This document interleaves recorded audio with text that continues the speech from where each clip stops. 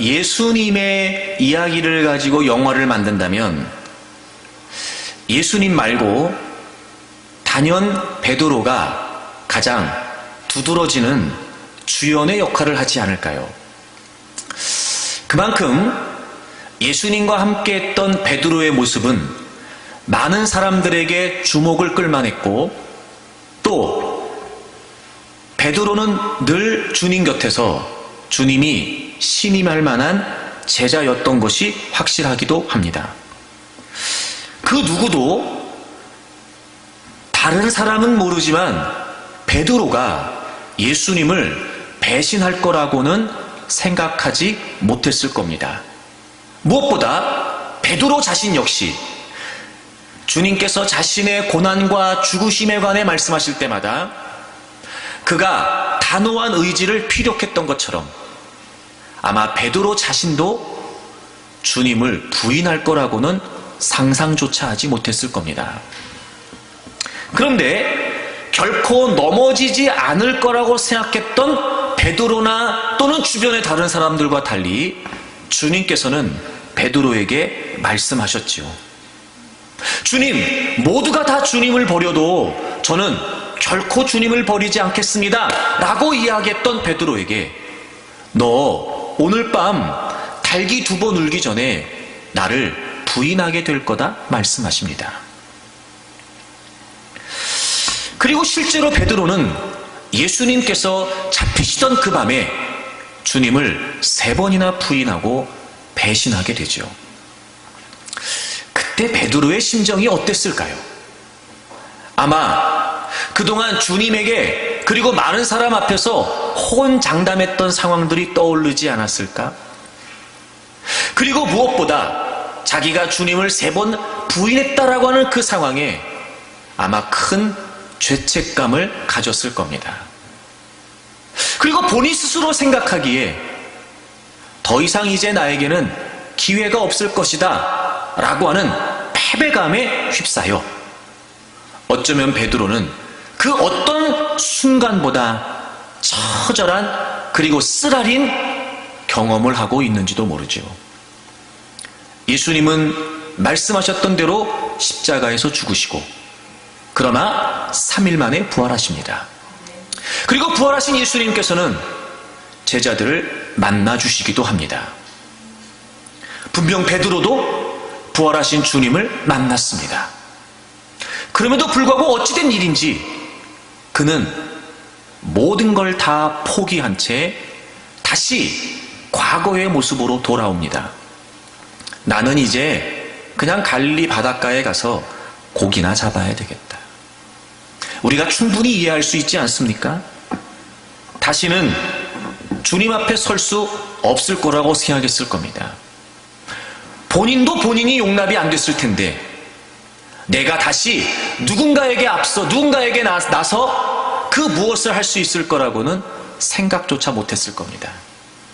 그러니 이제 어찌 보면 실패하고 배신했던 베드로가 유일하게 선택할 수 있는 건 포기하는 일이었을 겁니다. 그리고 그는 모든 걸 다 뒤로 한 채 다시 갈릴리 바닷가에서 고기를 잡고 있습니다. 주님을 만나기 이전의 모습, 주님의 부르심을 받기 이전의 모습, 그때로 돌아가 버립니다. 마치 주님을 만나 함께했던 그 3년의 세월이 싹 그의 인생에 지워진 것처럼 그는 다시 원래의 자리로 돌아가 버리고 말았습니다. 그렇게 베드로의 이야기는 끝나는 줄 알았습니다. 그런데 베드로의 삶이 거기서 그렇게 실패로 포기로 끝나지 않았습니다. 베드로는 자신을 포기했을지 모르지만 스스로를 포기한 베드로를 포기하지 못하셨던 한 분이 계셨습니다.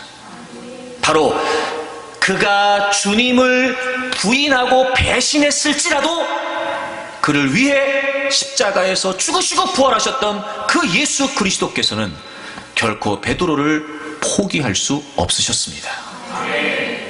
그리고 모든 걸 뒤로 한 채 자포자기하고 다시 바닷가에서 고기를 잡고 있었던 베드로를 주님은 찾아오시죠. 그리고 놀라운 건 그 주님을 만났던 베드로는 이제 다시 회복의 역사를 경험하게 되고, 그렇게 베드로의 삶이 끝날 것처럼 여겨졌으나 다시 베드로의 재기의 드라마가 펼쳐져 이후에도 계속해서 사도행전을 통해 초기 기독교의 역사에 정말 놀라운 일을 감당하는 하나님의 일꾼이 되었다는 겁니다. 아하, 여러분, 그렇습니다. 누구나 넘어질 수 있습니다. 누구나 실패할 수 있습니다. 그 누구도 쓰러지지 않는 사람은 없습니다. 그리고 때로는 그 실패가 너무도 자신에게 무거운 짐이 된 나머지 나는 이제 더 이상은 안 됩니다, 포기할 수 있습니다. 하지만 여러분, 잊지 마십시오. 나는 나를 포기했을지 모르지만, 그들은 나를 포기했을지 모르지만, 나를 위해 죽으시고 부활하신 예수 그리스도는 결코 나를 포기하지 않으십니다. 그러므로 여러분, 우리는 다시 일어설 수 있습니다. 그 자리가 실패의 자리, 그 자리가 저주의 자리, 그 자리가 포기의 자리라 할지라도 그 자리에서 나를 위해 죽으시고 부활하신 예수 그리스도를 분명히 붙들 수만 있다면 여러분은 오히려 그 자리가 다시 일어설 수 있는 회복의 자리이며 재기의 자리가 되리라고 확신합니다. 그렇기 때문에 우리는 늘 나를 위해 죽으시고 부활하신 예수 그리스도를 확인하는, 예수 그리스도를 믿을 수 있는 그 십자가의 자리, 그 부활의 자리, 유일한 소망이 되는 나를 위해 죽으시고 부활하신 그 예수 그리스도를 바라보는 그 자리가 여러분, 우리에게는 분명해야 될 것입니다. 어떤 상황이 여러분을 힘들게 하고 어떤 문제들이 여러분을 가로막고 있는지 모르지만 오늘 우리가 함께 말씀을 나누는 이 자리가 베드로가 부활의 주님을 만났던 갈릴리 해변, 바로 우리에게 그 자리가 되기를 바랍니다. 포기하고 싶었고 더 이상 전진하고 싶지 않았던, 그저 그럭저럭 그렇게 이대로 라고 우리 스스로도 약해져 있었던 우리에게 오늘 이 말씀이 힘과 격려가 되기를 바랍니다. 무엇보다 오늘 우리가 말씀을 듣는 가운데 두 주먹이 불끈 쥐어지고 잃어버렸던 용기를 다시 회복하고, 이제 그 주님과 함께라면 내가 어떤 문제라도 돌파할 수 있겠다 싶을 새로운 소망과 열정이 주어지기를 축복합니다. 무엇보다 베드로가 그 부활하신 주님을 만나고 첫 번째, 그 주님의 사랑을 확신할 수 있었습니다. 지난 주일에 얼마나 예수님께서 세심하게 지금 포기하고 있는 베드로를 배려하시면서 사랑을 표현해 주셨다는 사실을 설명드렸습니다. 놀라울 정도로 예수님께서는 베드로를 정말 따스하게, 그리고 깊이 있게, 그러나 아주 분명하게 여전히도 주님께서 베드로를 사랑하고 계시다는 사실을 표현해 주셨습니다. 특별히 우리가 함께 읽은 본문의 말씀을 통하여 3번 영거포 요한의 아들 시몬아, 네가 나를 사랑하느냐? 라고 물으시는 그 질문 가운데 여러분, 베드로의 심경이 분명히 변화되고 있으며 무엇보다 이전과는 다른 모습으로 지금 주님의 사랑을 확신하고 있다는 사실을 우리가 알 수 있었습니다. 베드로가 예수님으로부터 네가 정말 나를 사랑하느냐라고 하는 질문을 들었을 때 베드로는 그렇게 대답하지요. 내가 주님을 사랑하는 줄 주님께서 아십니다. 여러분, 주님께서 아십니다라고 하는 이 표현은 뭐냐면 과거로부터 지금까지, 그러니까 과거에서부터 지금 예수님을 만나고 있는 이 순간까지 자신이 계속해서 현재적으로 항상 주님을 사랑해 왔다는 걸 주님이 아시지 않습니까? 라고 대답하는 표현이었습니다. 비록 그가 지금 실패를 통해 주님을 부인하고 포기하고 갈릴리 바닷가에 와 있지만 베드로의 주님을 향한 진심은 그때부터 지금까지 여전히 주님을 사랑하고 있다는 표현이었습니다. 그런데 연거푸 3번 질문하시는 그 주님의 질문을 들으면서 베드로의 대답이 바뀌었습니다. 주님 그러합니다. 주님 그러합니다. 이렇게 2번의 질문에는 조금은 자신 있게 예 라고 하면서 주님을 사랑한다고 고백했으나 3번째 주님께서 내가 나를 사랑하느냐 라고 이렇게 물으시는 질문 앞에 베드로가 근심했다고 성경은 기록하고 있습니다. 여러분, 여기에서 근심했다는 표현은 단순히 걱정했다는 의미가 아니라 조심스럽다 이런 표현입니다. 답변하기가 조심스러웠다. 다시 말하면 자신의 실패, 지금까지는 자신의 노력과 자신의 열정으로 얼마든지 주님을 사랑할 수 있을 것처럼 여겨졌습니다. 하지만 처절한 실패를 경험한 자신의 모습을 통해, 그리고 그렇게 무너져 있는, 그래서 주님을 배신하고 모든 걸 포기하고 와 있는 자신을 찾아와 주신 그 주님의 사랑 앞에 이제 베드로는 한결 조심스럽게, 다시 말하면 자신의 노력이나 자신의 열정이나 자신으로부터 근거하여 주님을 사랑하겠다고 하는 과거의 고백과는 달리 이제 베드로는 자신을 찾아와 주신 주님의 사랑을 깨닫고 그 주님의 사랑 앞에 그 주님의 사랑을 의지하여 다시 주님을 사랑한다고 고백했던 것입니다. 또 넘어질 수 있는 자신의 연약함을 인정하고 있는 거지요. 또다시 쓰러질 수밖에 없는 자신의 부족함을 인정하고 있는 겁니다. 그러나 지금 이렇게 주님을 배반하고 있는 자신을 찾아와 주신 그 놀라운 주님의 사랑을 깨닫고 난 이후에 하나님, 주님, 저는 여전히 무너질 수 있고 여전히 쓰러질 수 있는 존재이지만 그럼에도 불구하고 계속해서 주님이 저를 사랑하시는 것이 분명하기에 저는 그 주님의 사랑을 의존하여 주님을 사랑할 수 있을 것 같습니다. 주님의 사랑을 깨닫고 그 주님의 사랑에 의해 자신도 주님을 사랑할 수 있다는 사실을 고백한 것이었습니다. 여러분, 우리가 왜 주님 앞에서조차 죄책감에 시달릴까요? 여러분, 우리가 왜 주님 앞에서조차 패배감에 시달릴까요? 내 노력, 내 열정, 내 성과로 내가 주님을 섬긴다고 오해하고 있었기 때문입니다. 정말 나를 향하신 주님의 사랑이 어떤 사랑인지는 바르게 깨닫지 못한 채, 진정으로 깨닫지 못한 채 내가 그 무엇을 하여 주님을 사랑하고 있다고 생각했기 때문입니다. 그렇지 않습니다. 우리가 주님을 사랑한 것이 아니라 주님께서 우리를 먼저 사랑해 주셨습니다.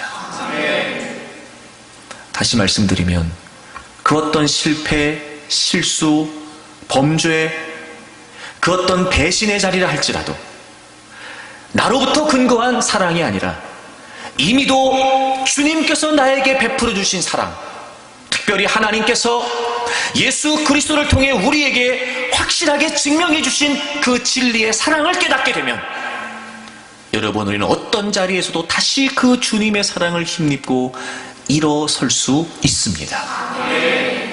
문제는 우리가 그 주님의 사랑을 놓치고 있다는 겁니다. 여러분, 잊지 마십시오. 이미도 하나님께서 먼저 나에게 베풀어 주신 예수 그리스도를 통해서 확실하게 증명해 주신 그 진리의 사랑으로부터 멀어지면 멀어질수록 우리는 자신이 공로를, 자신의 성과를, 자신의 노력을 앞세워가며 마치 내가 주님을 사랑할 수 있는 존재인 것처럼 교만과 오만에 빠질 수 있게 됩니다. 그러다 보니 실패의 자리에 있게 되면 그 죄책감에, 그 패배감에 본인도 본인을 포기하게 되는 겁니다. 속지 마십시오. 예수 그리스도를 통해 하나님은 우리를 사랑하신다는 사실을 이미 증명해 주셨습니다. 여러분이 느끼는 감정과 상관없이, 여러분이 주어지는 상황에 따라 느껴지는 생각과 관계없이, 여러분이 하는 여러분 스스로의 상황을 판단하는 여러분의 판단과 상관없이 이미도 하나님께서는 그 어떤 것도 우리를 하나님의 사랑에서 끊을 수 없는 예수 그리스도를 통해 우리에게 베풀어 주신 그 분명한 사랑을 확실히 증명해 주셨습니다. 그 늘 제가 여러분에게 강조합니다. 여러분, 주님의 사랑은 감정이 아닙니다. 여러분이 그 예수 그리스도의 사랑을 존재적으로 확증된 진리로 깨닫고 있지 못하다면 여러분은 아직 주님의 사랑을 모르는 겁니다. 감정이 아닙니다. 느낌이 아닙니다. 하나님의 사랑은 진리입니다. 그러니까 그 어떤 것도 우리를 하나님의 사랑에서 끊을 수 없습니다. 그러므로 그 사랑만이 우리에게 유일한 소망이 된다는 걸 잊지 마십시오. 로마서 5장을 찾겠습니다. 단순히 그 사랑은 우리를 감정적으로 우리에게 느껴지는 바가 아닙니다. 로마서 5장 5절을 보시겠습니다. 소망이 우리를 부끄럽게 하지 아니함은 우리에게 주신 성령으로 말미암아 하나님의 사랑이 우리 마음에 부은 바 됨이니, 소망이 우리를 부끄럽게 하지 않는다. 즉 소망은 우리를 실망시키지 않는다, 이런 뜻이에요. 그러니까 진짜 소망은 뭐냐면요, 어떤 상황에서도 기대를 저버리지 않는 것, 그게 진짜 소망이에요. 여러분, 그런 걸 보면 우리가 늘 소망이라고 생각하는 그 모든 것들은요, 진짜 소망이 아니었습니다. 이럴 수 있지 않을까? 그냥 우리의 기대라고는 표현할 수 있을 거예요. 근데 놀라운 건 뭐냐면 우리는 그게 소망이라고 생각했는데요, 우리가 소망하는 그것 때문에 우리가 도리어 상처를 입습니다. 실망한단 말이에요. 그럼 그게 소망이에요? 소망이 아니에요? 소망이 아니에요. 그러니까 헛된 기대를 가지고 소망이라고 여기는 거, 그거 여러분 오히려 우리의 삶을 더 무너지게 만든다는 겁니다. 그러나 오늘 성경이 우리에게 진정한 소망을 제시합니다. 결코 우리의 기대를 저버리지 않는, 우리에게 실망을 주지 않는 진짜 소망 말입니다. 그게 뭐예요? 하나님의 사랑이란 말이에요. 그런데 그것은 성령으로 말미암아 우리 마음에 부음받았다, 이렇게 돼 있어요. 여러분, 성령님의 도우심이 아니면, 성령님의 역사하심이 아니면 그 예수 그리스도가 나를 위해 죽으시고 부활하신 그것이 나를 향하신 하나님의 사랑이라고 하는 걸 깨달을 수 없단 말이에요. 감정이 아니라고요, 여러분. 느낌이 아니라고요. 그러므로 우리가 믿음으로 의롭다 하심을 받아 이제 우리 안에 하나님의 성령님이 거하시게 됐습니다.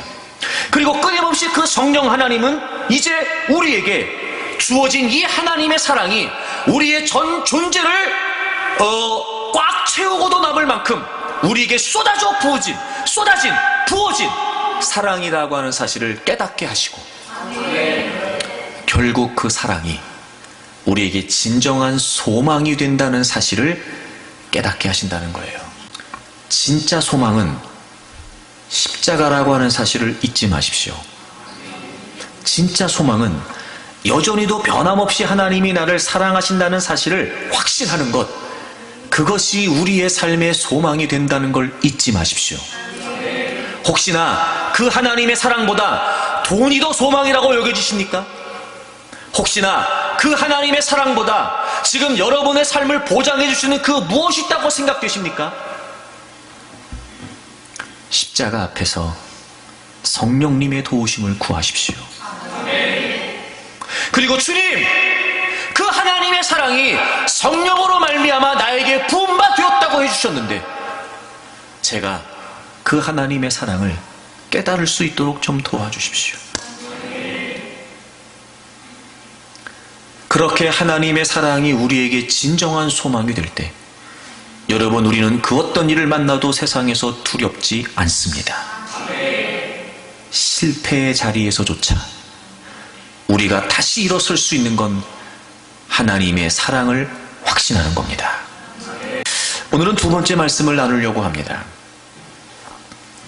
그렇게 모든 걸 다 버리고 포기했던 베드로가 다시 부활의 주님을 만나고 회복될 수 있었던 비결은, 첫째는 주님의 사랑을 확신하는 것이었고, 둘째는 주님의 부르심을 확인하는 것이었습니다. 저를 따라해 주세요. 주님의 부르심을 확인해야 합니다.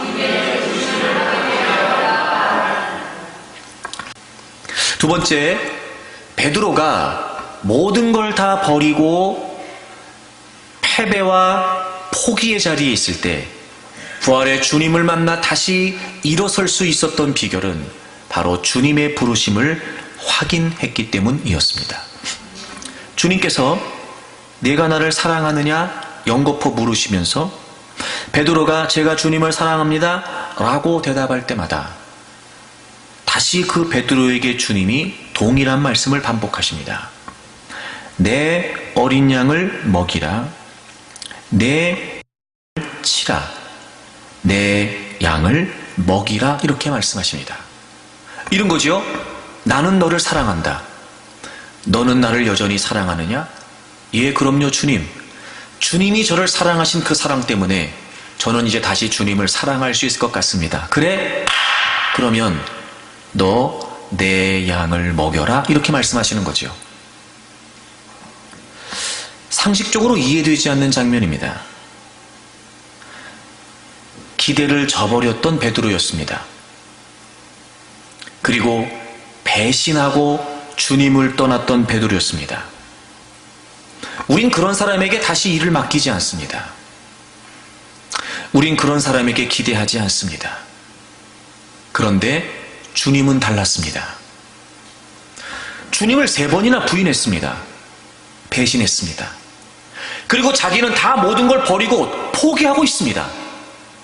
근데도 주님은 그를 다시 찾아오셔서 그를 나무라시는 게 아니고 너는 그거밖에 안 되냐? 넌 그러니까 끝이다, 이런 말씀도 아니고 오히려 연거푸 그에게 3번이나 반복하여 다시 그에 대한 기대가 있음을 주님이 말씀해 주십니다. 더더군다나 여러분, 예수님께서 베드로를 처음 부르셨을 때 장면은요, 사람 낚는 어부가 되게 하겠다, 이렇게 말씀하셨어요. 근데 지금은 내 양을 먹여라, 내 양을 치라, 이렇게 말씀하세요. 어찌 보면 사람을 낚는 어부보다 더 성숙되고 한 차원 더 높은 일이라고 여겨지는 내 양을 먹여라, 치라, 즉 돌보고 기르라고 말씀하시는 걸 보면 더더욱 이해가 안 됩니다. 지금 주님께서는 베드로를 찾아오셔서 여전히 주님께서 베드로를 사랑하고 있다는 사실뿐만 아니라 주님이 베드로를 부르셨을 때 그 기대, 그래서 그때 주님이 베드로를 부르시고 부어하셨던 그 사명, 여전히 계속되고 있다는 사실을 확인시켜주고 계시는 거예요. 베드로는 실패했습니다. 베드로는 주님을 배신했습니다. 하지만 주님은 여전히 베드로에게 기대하고 계시다는 거예요. 아, 여러분, 그런 걸 보면 하나님은요, 우리가 실패했다고 하여 우리를 버리는 분이 아닌 겁니다. 하나님은요, 우리가 포기하고 있다고 하여 우리를 부르셨을 때 하나님이 갖고 계셨던 그 분명한 사명, 소명에 의한 사명, 하나님은 그것을 포기하지 않으시는 겁니다. 여러분, 우리는 지금 우리 스스로의 모습을 가지고 내가 이걸 하지, 내가 이걸 한다, 내가 주님을 위해 뭘 한다, 이렇게 생각할지 모르지만 사실 주님은 단순히 그런 차원이 아니라 우리를 부르셨을 때부터 우리의 삶에 대한 분명한 계획을 갖고 계세요. 그 안에는요, 실수도 실패도 포함되어 있습니다. 여러분, 요한복음 1장을 좀 가보실까요? 42절을 보겠습니다. 요한복음 1장 42절을 보세요. 데리고 예수께로 오니 예수께서 보시고 이르시되 내가 요한의 아들 시몬이니 장차 게바라 하리라 하시니라. 게바는 번역하면 베드로라. 이 게바라고 하는 표현은 예수님이 붙여주신 이름이라고 말씀을 드렸어요. 이 게바라고 하는 뜻은 반석이란, 바위라고 하는 뜻입니다. 다시 말하면 예수님께서 베드로를 처음 만나셨을 때 그를 부르시면서 그를 장차 내가 너를 게바라고 할 거다. 너는 장차 바위 같은, 너는 장차 반석 같은 인물이 될 거야. 즉 하나님은 지금 그에게 기대하고 계시는 겁니다. 그런데 중요한 표현이 뭐냐면 장차예요. 장차. 지금 당장이 아니라 앞으로. 그러니까 주님은 지금 베드로를 부르시는 겁니다. 그리고 다른 본문에 보면 누가복음에도, 그리고 다른 사복음서에서도 특별히 주님께서 갈릴리 바닷가에서 베드로를 부르시면서 사람 낚는 어부가 되게 하신다고 했어요. 주님은 베드로를 부르시면서 사명을 주실 때 그가 앞으로 그런 인물이 될 것이다, 그가 앞으로 그런 꿈을 이루어 갈 것이라는 걸 지금 계획하고 계신 거예요. 지금이 아니라. 사실 이전에도 베드로는 여러 번 실패가 있었고 실수가 있었습니다. 마태복음 16장에서 주는 그리스도 살아계신 하나님의 아들이십니다, 멋들어진 고백을 하지요. 주님이 그래서 제자들에게 주님이 고난받으실 것에 관해 말씀하실 때 베드로 그때 주님을 만류합니다. 주님 무슨 말씀이십니까? 주님에게 그런 일이 있으면 안 됩니다. 그때 주님이 말씀하시죠. 사탄아, 내 뒤로 물러가라. 너는 나를 넘어지게 하는 자다. 왜냐하면 너가 하나님의 일을 생각하지 않고 사람의 일을 생각한다는 거예요. 사실 여러분 그것도 실패입니다. 근데 주님은 그런 중에도 그를 또 가르쳐 주십니다. 야, 그게 아니야. 너가 지금 하나님의 일을 생각하지 않고 있는 거야. 너가 지금 사람의 일만 생각하고 있는 거야. 베드로에게 중요한 걸 알려주시는 거죠. 너 하나님의 일을 생각해야 된다, 이렇게 말입니다. 주님이 기대를 접지 않으시는 겁니다. 주님이 잡히시던 밤에 베드로가 칼을 꺼내서 그 종의 귀를 칩니다. 그때 주님이 또 말씀하세요. 칼을 거두라고. 베드로가 실패했을 때 주님은 베드로를 가르쳐 주십니다. 지도해 주십니다. 계속해서 그랬습니다. 마태복음 26장 겟세마네 동산 사건을 만났을 때도 그가 기도에 실패하고 있을 때 주님은 또 알려주십니다. 시험에 들지 않게 깨어 기도하라고 말이죠. 실패였습니다. 늘 그랬습니다. 그리고 또 주님을 부인합니다.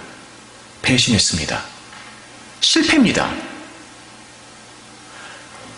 계속해서 베드로가 실패할 때마다 주님이 베드로를 버리지 않으시고 그를 향했던 기대를 저버리지 않으셨던 것처럼 또 지금 이 사건을 통해서도 주님은 깨닫게 하시고 가르쳐 주시면서 지금 그를 예수님께서 그를 부르셨을 때 그 사명을 감당하는 사람으로 지금 세워가고 계시는 거예요. 내 양을 먹이라. 내 양을 치라. 여러분 그런 걸 보면 베드로의 모습과 상관없이 주님께서 베드로를 부르셨을 때 그 기대와 사명은 변함이 없었단 말이에요. 그리고 또 실패의 자리에 이제는 스스로도 포기할 수 없다라고 여겼던 그 상황에서도 지금 주님은 또 베드로에게 말씀하십니다. 내 양을 먹이라. 내 양을 치라. 여전히 주님께서 베드로를 부르셨다는 사실이 변함없음을, 지금도 주님은 계속해서 베드로에게 기대하고 계시다는 사실을, 늘 그랬던 것처럼 여전히 지금 이 상황에서도 베드로를 향한 기대를 접지 않으셨다는 사실을, 지금 주님이 그를 부르셨다는 사실을 다시 확인시켜주고 계시는 겁니다. 그리고 베드로는 그 주님의 부르심을 확인하고 내가 다시 주님의 일을 감당할 수 있을까? 내가 다시 주님의 부르심을 받을 수 있을까? 나를 부르셨을 때 그 사명을 지금 내가 이 모습으로도 감당할 수 있을까? 본인 스스로도 자신이 없었을 그때에 주님이 베드로를 다시 찾아오셔서 그 부르심을 확인시켜 주시고 그가 다시 일어서게 되었던 겁니다. 그래서 베드로가 나중에 이런 고백을 해요. 이런 베드로후서 1장을 찾아보세요. 우리 10절을 다 같이 읽겠습니다. 베드로후서 1장 10절을 다 같이 읽겠습니다. 신약성경 384페이지 베드로후서 1장 10절입니다. 우리 다 같이 읽겠습니다. 그러므로 형제들아 더욱 힘써 너희 부르심과 택하심을 굳게 하라. 너희가 이것을 행한즉 언제든지 실족하지 아니하리라. 아멘. 베드로가 고백합니다. 그러므로 형제들아 더욱 힘써 너희 부르심과 행하심을 굳게 하라. 여러분, 베드로도 처절한 실패를 경험했던 사람이었습니다. 그런데 그런 경험을 했어요. 깨달았어요. 은혜가 있었어요. 그가 다시 일어설 수 있는 비결이 뭐였냐면 주님이 다시 그를 찾아오셔서 그 부르심을 확인시켜 주셨거든요. 베드로 고백하는 거예요. 부르심과 택하심을 굳게 하라. 너희가 이것을 행한즉 언제든지 실족하지 아니하리라. 누구나 넘어질 수 있습니다. 누구나 실패할 수 있지요. 포기하고 싶은 마음이 들 수도 있습니다. 하지만 여러분, 그럴 때마다 잊지 마십시오. 여러분을 부르셨던 그 주님의 부르심은 여전히 지속되고 있습니다. 결코 하나님은 우리가 한번 실패했다고 하여 우리를 버리는 분이 아니십니다. 우리를 향하신 하나님의 뜻, 그 거룩한 비전을 거두시는 분이 아니십니다.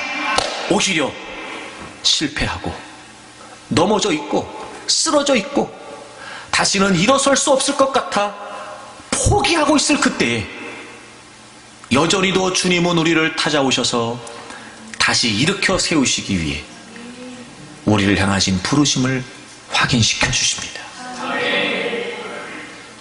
그러므로 우리가 어떤 실패의 자리에 있든지 간에 주님이 나를 부르셨다는 사실, 그리고 주님이 나를 왜 부르셨는지에 관한 목적과 비전, 우리가 이걸 놓치지 않는 건 정말 중요합니다. 제가 여러분에게 늘 입버릇처럼 말씀을 드렸지요. 왜 사십니까? 왜 존재하십니까? 무엇을 위해 사십니까? 여러분, 우리가 지금 예수 그리스도를 믿는다는 건 분명히 하나님이 우리를 부르셨다는 사실을 증명하고 있는 겁니다. 그런 하나님께서 생명을 주관하고 계시는 분이신데 여전히 우리가 그럼에도 불구하고 이 땅에 숨을 쉬고 살고 있다는 것, 물론 우리는 힘겨운 상황이 있을 수 있습니다. 나는 정말 어려운 처지다라고도 말할 수 있습니다. 그럼에도 불구하고 우리가 여전히 그런 상황에서도 숨을 쉬고 있다는 건, 즉 하나님이 우리의 생명을 걷어가지 않으신다는 건 여전히 우리를 향하신 하나님의 사명이 유효하다는 걸 잊지 마십시오. 문제가 뭐냐면 그 어려움을 딛고 일어설 만한, 그 문제와 부딪혀 싸울 만한 이유가 없는 겁니다. 목적이 없는 거예요. 부르심이 확실하지 않은 겁니다.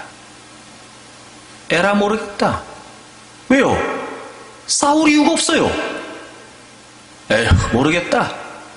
왜요? 돌파할 이유가 없습니다. 에이씨, 모르겠네. 왜 그럴까요?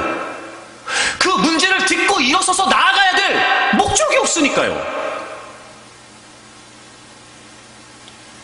여러분, 상황이나 환경 때문에가 아니고요, 그 모든 것들을 딛고 일어설 만한 분명한 확실한 사명이 우리에게 없기 때문입니다. 이유가 있으면 일어서려고 할 겁니다.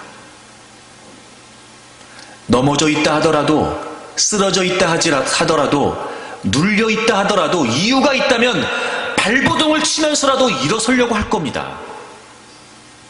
이유가 있다면 달려가려고 할 겁니다. 달려가는 게 어렵다면, 이유가 있다면 여러분 질질 끌고라도 한 발자국이라도 나가려고 할 겁니다. 이유가 있다면 말입니다.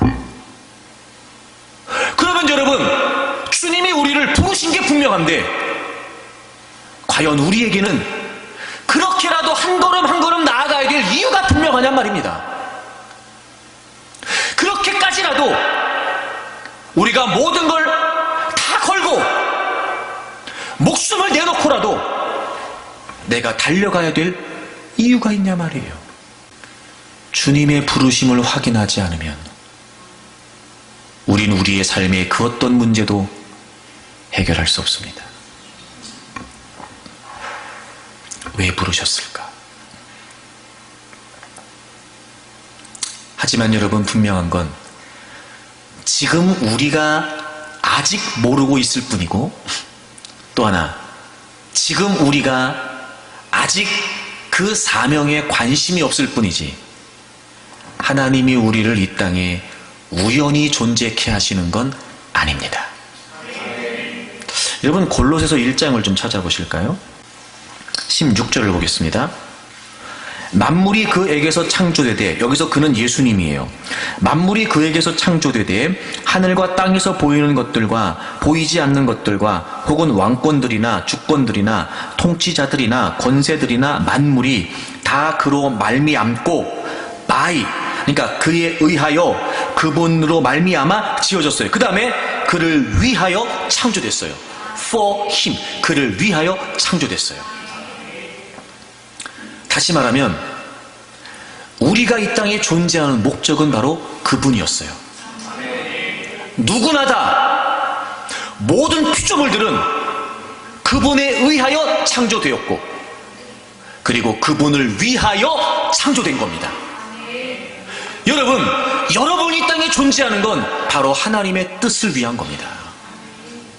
그걸 잊지 마세요. 저는 여러분이 다른 그 무엇보다 여러분의 존재의 의미, 여러분의 존재의 가치를 하나님께 둘 수 있기를 바랍니다. 그래야 여러분, 우리가 무너지지 않습니다.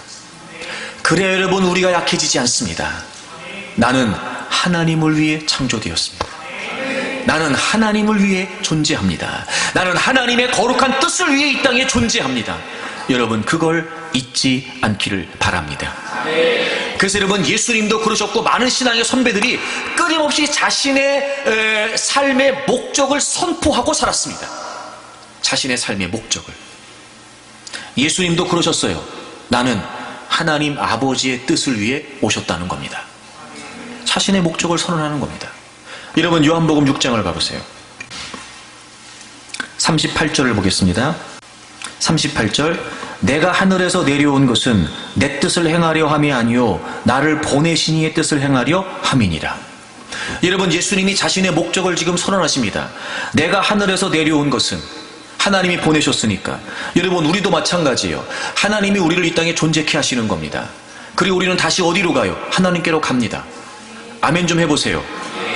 내가 하늘에서 내려온 것은 내 뜻을 행하려 함이 아니요 나를 보내시니 즉 하나님의 뜻을 행하려 함이니라. 주의 목적을 선언하세요. 근데 여러분, 주님의 목적은 아주 구체적이었어요. 40절. 그럼 그 아버지의 뜻이 뭐예요? 내 아버지의 뜻은 아들을 보고 믿는 자마다 영생을 얻는 이것이니 마지막 날에 내가 이를 다시 살리리라 하시니라. 아멘. 여러분, 예수님은 하나님의 목적을 위해, 하나님의 뜻을 위해 있다고 하셨다는 걸 분명히 선언하십니다. 그리고 예수님은 그뿐만이 아니라 그 하나님 아버지의 뜻이 무엇인지도 아주 정확하게 알고 계셨죠. 그래서 예수님은 많은 도전이 있을 때마다, 특별히 십자가를 앞두시고도 이 하나님의 뜻이 분명했기에 기꺼이 예수님은 십자가를 지실 수 있었던 겁니다.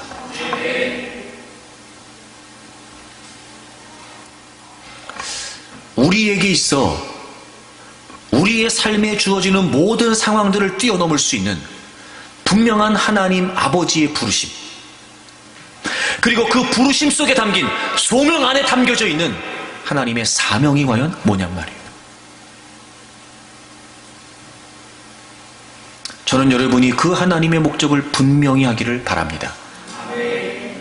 그리고 그 하나님의 목적을 가지고 늘 회복이 있고 새로운 전진이 있기를 축복합니다.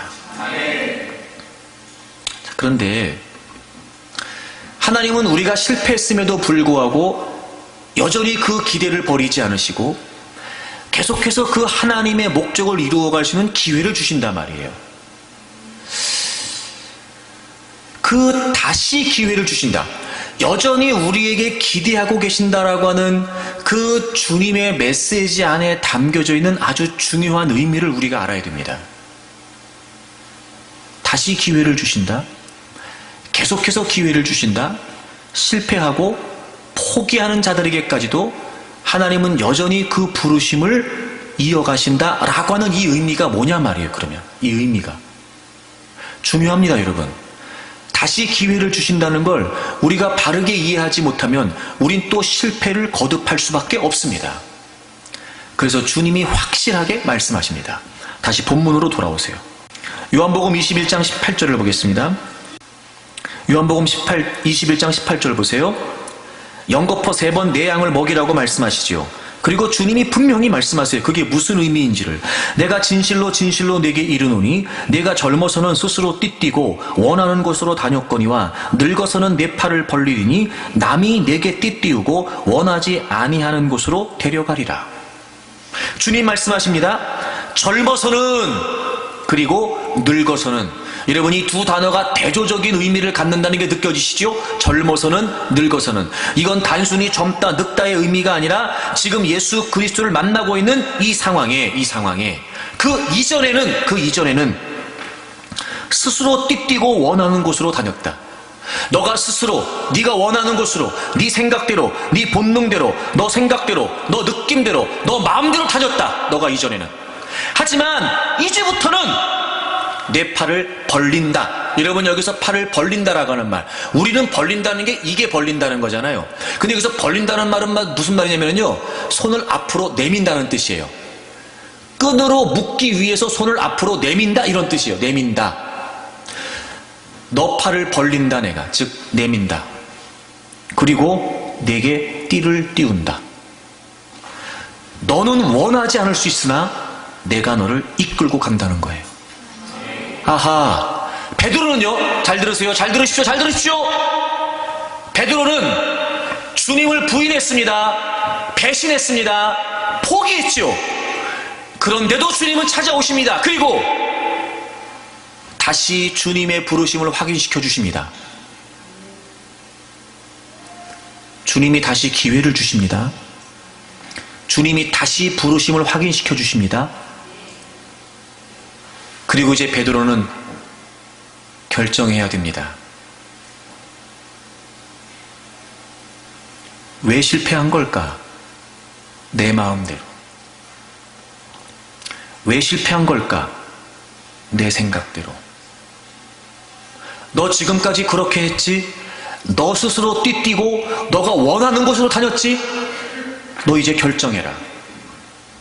이제부터는 내가 네 팔을 앞으로 모아서 끈으로 묶고 너가 원하지 않는 곳으로 내가 이끌어 갈 거다. 그리고 심지어는 19절 이 말씀을 하시면 베드로가 어떠한 죽음으로 하나님께 영광을 돌릴 것을 가리키심이라. 즉 그의 죽음조차도 하나님께 영광이 되도록 하신다는 게 이게 무슨 말이에요? 그가 죽는 그 과정까지, 그가 죽어야 되는 그 과정까지, 마지막까지 하나님이 그의 인생에 개입하시겠다는 거예요. 그리고 마지막 그의 죽음까지도 자신을 위한 죽음이 아니라 하나님의 영광을 위한 죽음이 되도록 죽는 자리까지 너가 원하는 자리가 아니라 내가 원하는 자리다. 여러분이 말씀하시는 거예요. 이제 베드로는 결정해야 했습니다.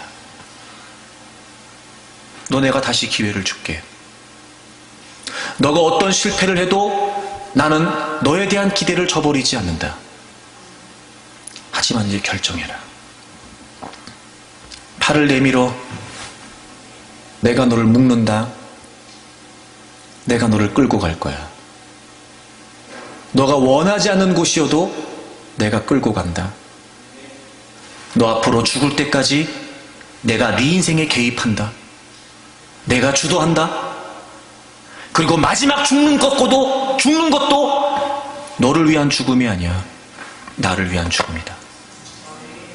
그리고 주님이 마지막 말씀하십니다. 나를 따르라. 베드로는 결정해야 했습니다.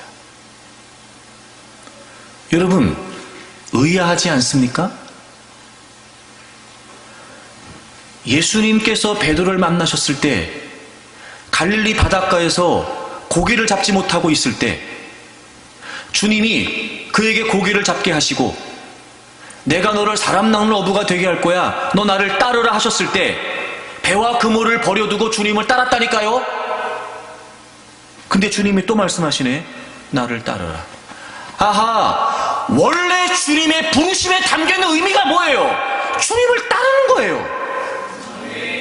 내 마음대로, 내 생각대로, 내 의도대로 인생을 사는 것이 아니라 주님이 부르셨다는 건 원래 무슨 의미예요? 나를 따르라. 주님을 따르는 거예요. 주님을 따르는 거예요. 난 원하지 않는데 주님이 그곳으로 가세요. 어떻게 해야 돼요? 따라가는 거예요. 따라가는 거예요. 난 지금 그거 싫어요. 근데 주님이 그렇게 가세요. 어떻게 해야 돼요? 따라가는 거예요. 따라가는 거예요. 그게 원래 주님의 부르심이었어요. 베드로가 그걸 놓치고 있었지요. 늘 베드로는 자신의 생각대로였습니다. 늘 베드로는 자신의 의지대로였어요. 자신의 충동대로, 자신의 감정대로. 그리고 마침내 이런 처절한 실패를 경험하게 되죠. 주님이 다시 확인시켜 주십니다. 여러분, 지금 주님께서 나를 따라와라고 하신 이 말씀은 새로운 말씀이 아닌 거 아시지요? 새로운 말씀이 아닌 거. 그리고 나를 따르라고 하는 말씀이 무슨 말씀일까, 여러분? 자, 보십시오.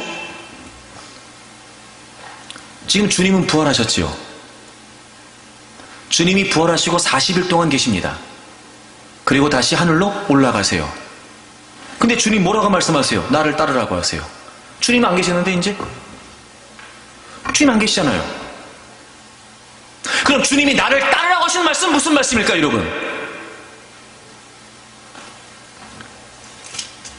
그래서 주님이 베드로를 부르실 때 나를 따르라고 말씀하셨을 때 그 상황과 지금 여기서 다시 주님이 베드로를 나를 따르라고 하셨던 이 상황이 지금 동일한 상황이 반복되고 있는 게 한 가지 있습니다. 고기 잡는 거. 누가복음 5장에서 밤새 고기를 잡았어요.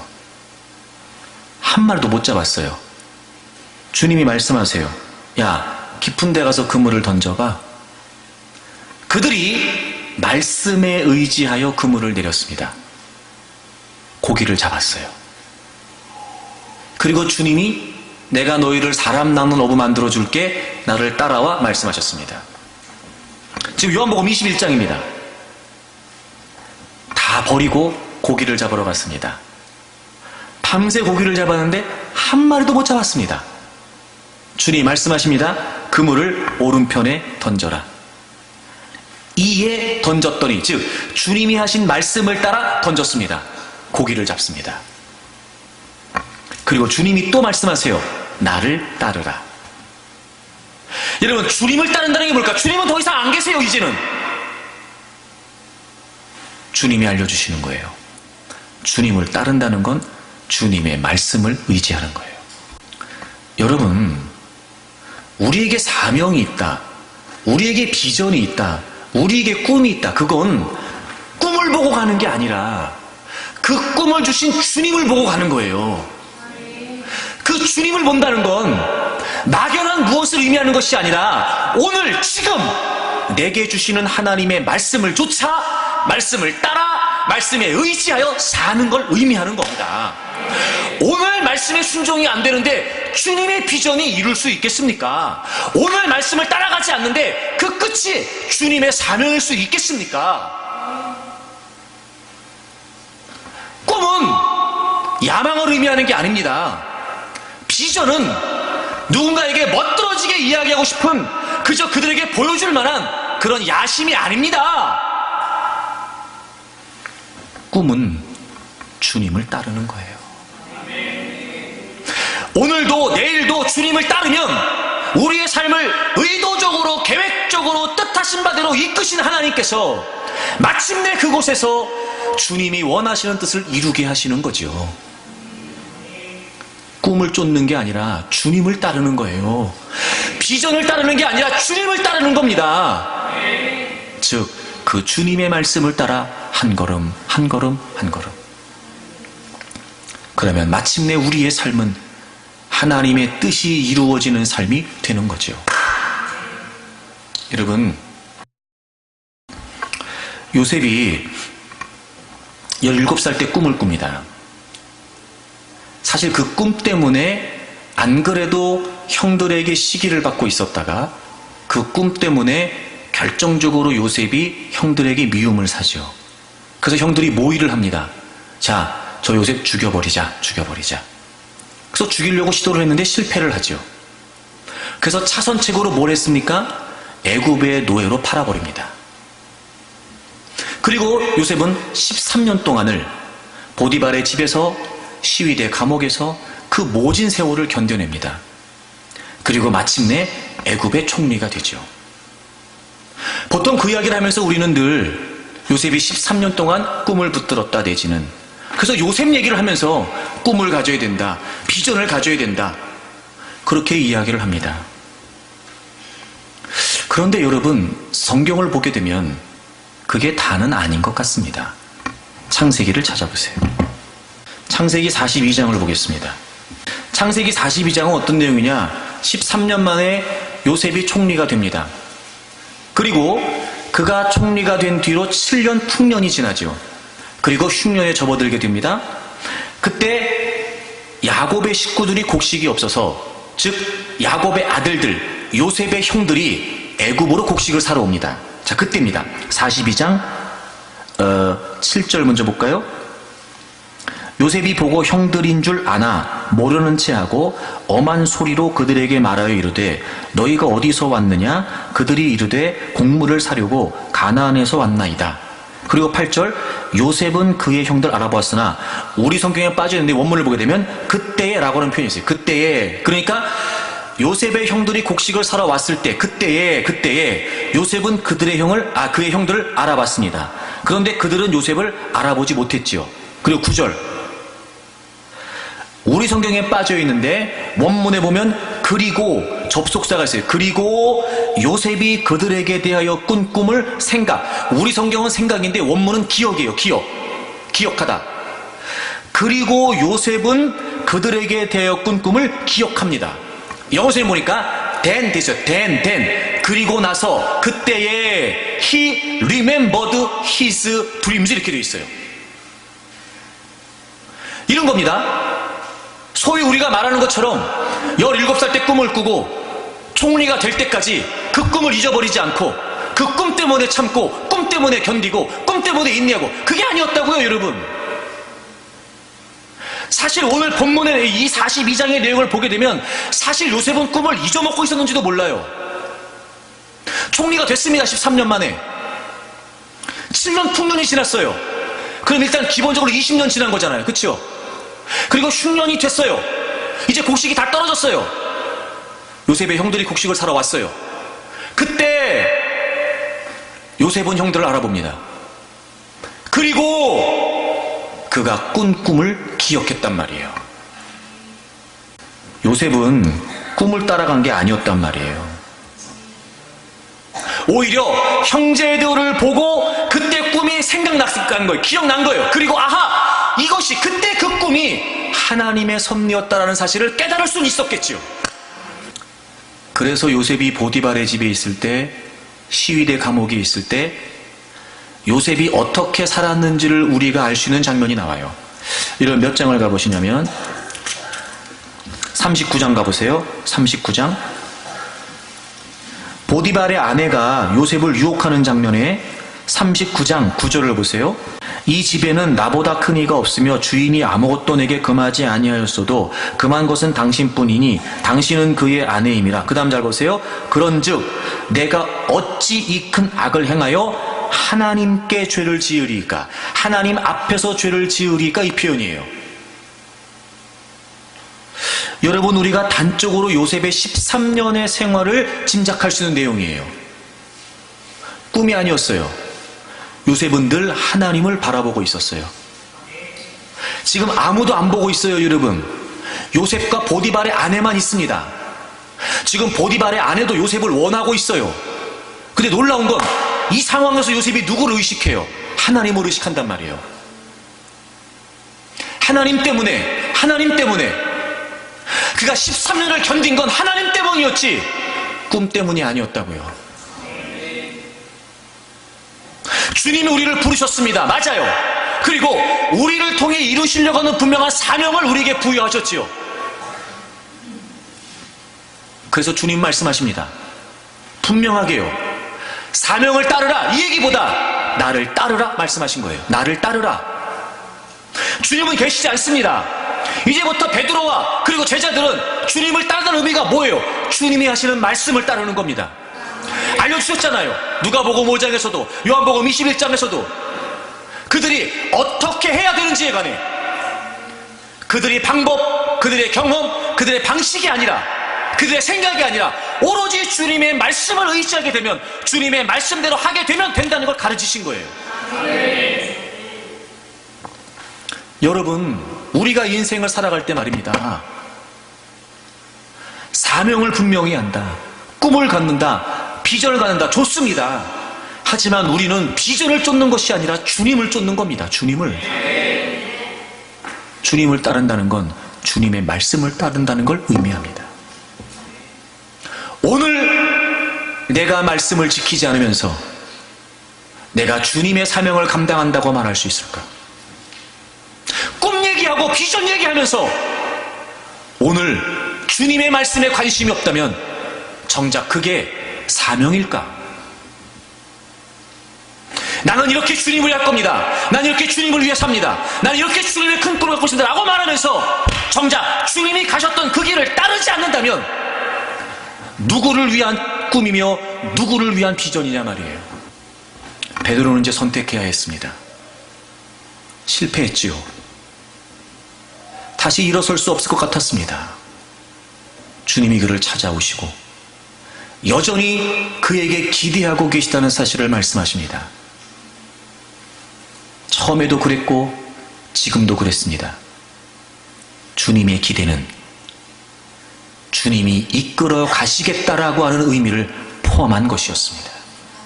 실패의 자리에 있는 우리에게 주님은 여전히 기대하고 계시다는 사실을 확인시켜 주십니다. 그건 이제 네 맘대로 살아라. 너 마음껏 뭘 해봐라. 천만에요, 여러분. 왜 실패했는지를 떠올려 보십시오. 주님은 말씀하십니다. 나를 따르라. 오늘 여러분 결정하십시오. 주님은 여러분에게 말씀하십니다. 나는 너희들을 불렀다. 나는 너희들을 통해 이루고 싶은 일이 있다. 자, 이제 내가 너희들을 이끌어 갈 것이다. 나를 따르라. 오늘 그 주님의 부르심 앞에 결정하십시오. 그리고 이제부터 주님을 따르기로 결단하십시오. 오늘도 내일도 늘 하나님의 말씀에 귀를 기울이고 말씀으로 우리를 이끌어 가시는 그 주님의 뒤를 쫓아 주님이 가셨던 그 길을 따르고 그래서 주님이 우리를 쓰시고 그러므로 주님이 원하시는 뜻을 이루어드림으로 우리를 창조하신 목적 하나님의 영광을 드러낼 수 있기를 축복합니다.